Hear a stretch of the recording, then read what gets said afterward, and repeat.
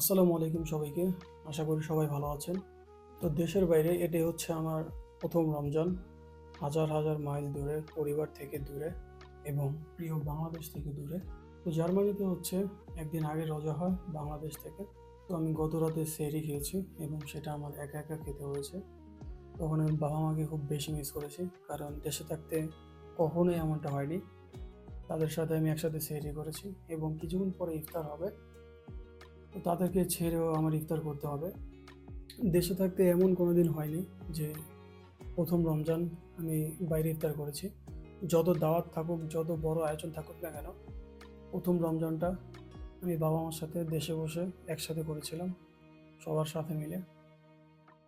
কিন্তু এই রমজানটা দেশের বাইরে পড়াশোনা করতে আসায় তাদের সাথে আর সম্ভব হয়ে হচ্ছে না। এই জিনিসটাকে আমি খুব বেশি মিস করতেছি অ্যান্ড আমার অনেক বেশি খারাপ লাগতেছে এটা ভেবে যে দেশের বাইরে প্রথম Ramzan, for the first time I am alone from them. তো পরিবার থেকে এবং বাংলাদেশ থেকে এত দূরে থেকে বাংলাদেশে যে রোজার আমেজটা থাকে সেটা আসলে এখানে নাই, এবং সেটা আমি খুব বেশি মিস করতেছি।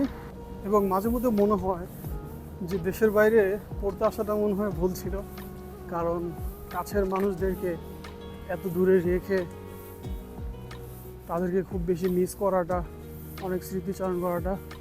বাট দেন এগেইন, আপনাকে ভালো কিছু করতে হলে আপনার স্বপ্ন পূরণের লক্ষ্যে আপনার যেখানে যাওয়া দরকার সেখানে যেতে হবে। খারাপ তো লাগবেই, আসলে খারাপ লাগাটাকে সাইডে রেখে নিজের স্বপ্ন পূরণের লক্ষ্যে এগিয়ে যাওয়ার নামই হচ্ছে জীবন। তো আপনারা যারা এই জীবন যুদ্ধে এইভাবে জীবন পার করতেছেন তাদের সবার জন্য অনেক অনেক দোয়া এবং শুভকামনা রইল। সবাই সবার লক্ষ্যে পৌঁছে যান। আসলে কি করার, কিছুই করার নাই। যখন আপনি ভালো কিছু করার জন্য আপনি বাসা থেকে বের হবেন, আপনার ফ্যামিলিকে ত্যাগ করতেই হবে। This is the harsh reality.